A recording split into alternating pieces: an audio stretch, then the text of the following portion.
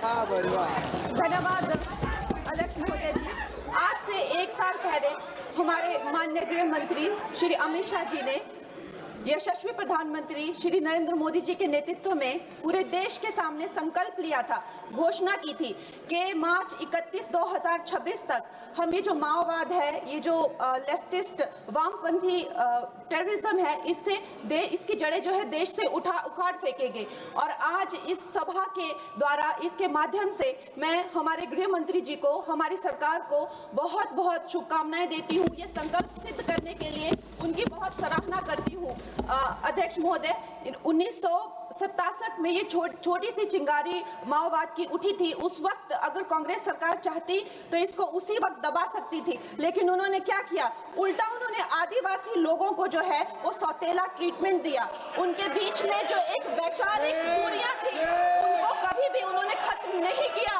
और जब ये माओवाद की समस्या हम उनके सामने आई तो जैसे मेरे भाई संबित पात्रा ने पूरे देश के सामने आज बताया कि सोनिया जी और राहुल गांधी जी की वामपंथी सरकार प्लस उनके वामपंथी सलाहकार प्लस उनके जो वामपंथी मित्र और ये वामपंथी टेररिस्ट और इनको जो भी जितने भी फंडिंग होती थी, जो भी इनके हथियार होते थे, गोला बारूद होते थे, वो उन लोगों से आते थे जिनके साथ ये कांग्रेस की सरकार उठती बैठती थी। तो हम लोग क्या अपेक्षा कर सकते हैं? क्या कोई समझौता इनके बीच और वामपंथी उग्रवादियों के बीच हो सकता था? नहीं हो सकता था।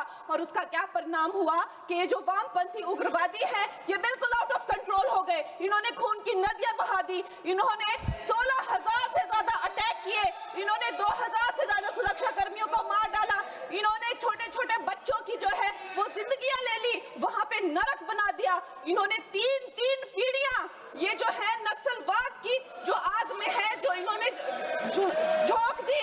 और जब इसके अंधेरे में पूरी तरह से जो ये क्षेत्र है जो डूब गए, जिन छोटे छोटे बच्चों के हाथ में लैपटॉप और कलम होनी चाहिए थी उनके हाथों में इन्होंने बंदूकें दे दी।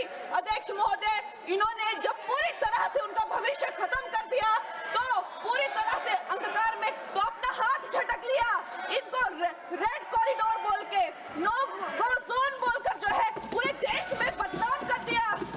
हम भी फिल्म इंडस्ट्री में हम सोचते थे कि इतने अच्छे जंगल हैं, वहां जाके कोई गांव की शूटिंग करते हैं, अच्छा कोई गाना बनाते हैं, लेकिन उस टाइम की जो व्यवस्था है वो क्या कहती थी, अरे ये जो आदिवासी लोग हैं ये बड़े ही उग्र होते हैं, ये देश के साथ नहीं रहना चाहते, वहां शूटिंग मत करिए। खुद की असफलता छुपाने के लिए इन्होंने पूरे देश से जो है आदिवासी समाज को इन्होंने आइसोलेट कर दिया। लेकिन हमारे प्रधानमंत्री श्री नरेंद्र मोदी जी कहते हैं कि रात चाहे कितनी भी लंबी हो वो रात ही है, सवेरा होना निश्चित है।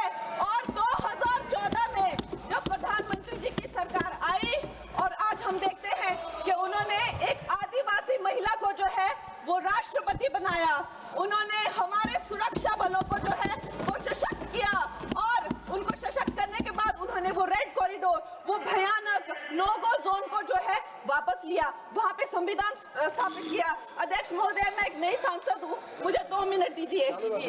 और खैर प्रधानमंत्री जी ने क्या विकास किया वहां पर, चाहे वो घर बनवाए हो, चाहे वो नल लगवाए हो, चाहे वो 70 लाख महिलाओं को 1,000 की मदद की हो, 21 किस्तों में 13,000 करोड़ दिए हो, या वहां पर जो है जितने भी काम किए हो वो मैं अगर शुरू कर दूं तो आज दिन से रात और रात से फिर दिन हो जाए तो उसमें मैं नहीं जाऊंगी। लेकिन मैं ये जरूर कहूंगी कि जो वहां पे डिजिटल पेमेंट्स हुई हैं उनका मैं बहुत ही ज्यादा सराहना करती हूँ। उससे जो नक्सलियों का जो वित्तीय नेटवर्क है वो टूटा है, जो वो वसूली का काम करते हैं वो टूटा है, जिससे वो खोखले हुए हैं। उसके साथ में सबसे सराहनीय काम जो किया है वो मैं कहूंगी विकास और विश्वास के साथ जो हमारी सरकार ने इसको जोड़ा है।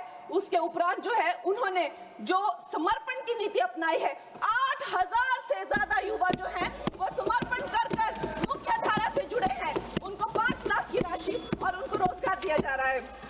महोदय जी, मेरे पास कहने के लिए तो बहुत है लेकिन मुझे बहुत ही कम समय मिल रहा है। सदन के पास समय नहीं है। इस तरह की नीति हमने दोगो में भी अपनाई है और वहाँ भी बोडो में, आसाम में भी 10,000 से ज्यादा लोगों ने समर्पण किया है। और मैं अंत अध्यक्ष महोदय जी, मैं यही कहना चाहूंगी कि गृह मंत्री जी ने और प्रधानमंत्री जी ने पूरे देश में यह संदेश दिया है कि ये देश बंदूक की नोक से नहीं चलेगा। ये